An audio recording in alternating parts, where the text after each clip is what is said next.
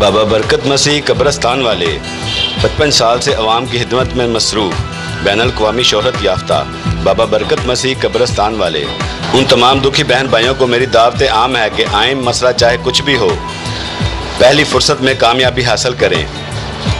जो चाहें सो पाएँ, नामुमकिन को मुमकिन बनाएं। मसलन शादी में रुकावट, शोहर को राह रास्त पे लाना, घरेलू नाचाकी, संग दिल महबूब को ताबे करना, औलाद का ना होना या हो के मर जाना, कारोबारी बंदिश, इनामी चांस, बैरून सफ़र में रुकावट, इमिग्रेशन का मसला।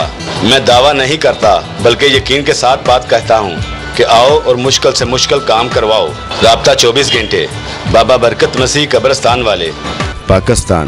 Call free number 0303 680 9492 0300 6455 719।